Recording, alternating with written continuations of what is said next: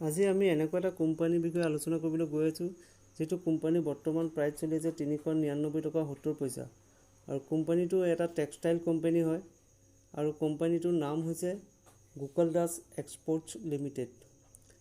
এই কোম্পানীটো কাপোৰৰ ব্যৱসায় আছে। কোম্পানীটোৰ মাৰ্কেট কেপিটেলাইজেশ্যন হ'ল 2,417 কোটি টকা আৰু এণ্টাৰপ্ৰাইজ ভেলু হ'ল 2,767 কোটি। PE হ'ল 33.74, প্ৰাইচটো বুক হ'ল 3.72 আৰু কোম্পানীটোৰ ফেচ ভেলু হ'ল 5 rupees। কোম্পানীটোৰ হাতত কেছ জমা আছে 14.98 crore আৰু ডেপ্ট হ'ল কোম্পানীটোৰ 365 crore আৰু প্ৰমোটাৰ হোল্ডিং হ'ল 24.09%।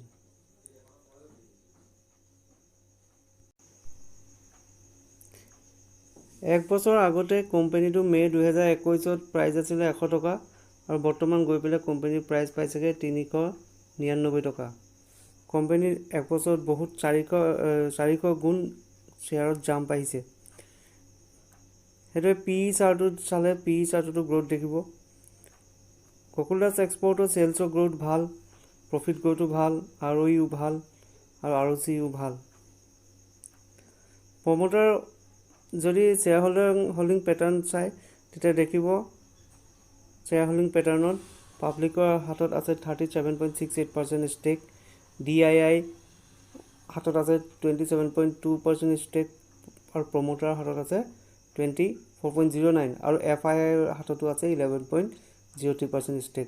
দেখা গৈছে এই কোম্পানীটোত ডমেষ্টিক ইনষ্টিটিউচনেল ইনভেষ্টৰৰো ইনভেষ্টমেণ্ট আছে, ফৰেন ইনষ্টিটিউচনেল ইনভেষ্টৰৰো ইনভেষ্টমেণ্ট আছে।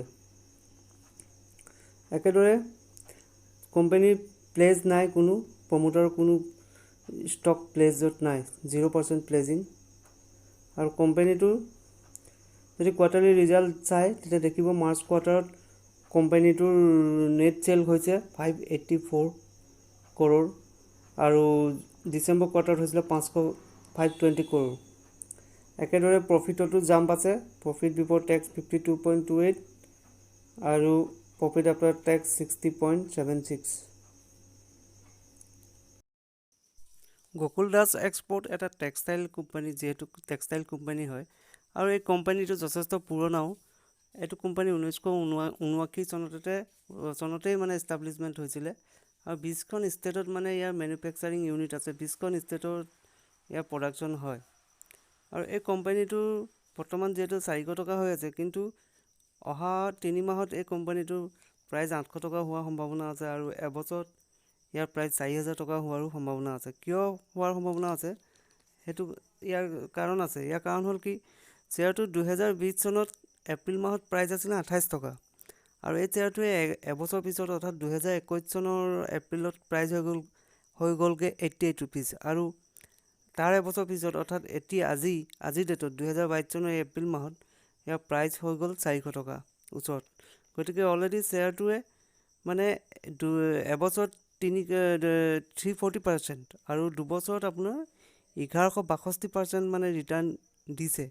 গতিকে এইটো এটা মাল্টিবেগাৰেই ষ্টক হয়, সেইকাৰণে ইয়াত ইনভেষ্ট কৰিব লাগে আৰু এই শ্বেয়াৰটো কিনিব লাগে। আৰু এই কোম্পানীটোৱে কি আপোনাৰ পিউমা, গেপ, তাৰপিছতে আপোনাৰ এডিডাছ, M&M এনেকুৱা ধৰণৰ মাল্টিনেশ্যনেল কোম্পানীৰ লগত কাম কৰে। ইহঁতৰ অৰ্ডাৰ লয় আৰু ইহঁতক মাল ডেলিভাৰী দিয়ে। গতিকে কোম্পানীটোৰ আউটলুকটো খুব ভাল হয় আৰু ইয়াৰ কোম্পানীটোৰ ফিউচাৰটো বহুত ভাল। গতিকে ইয়াত ইনভেষ্ট কৰি চলিব পাৰে। থেংকছ।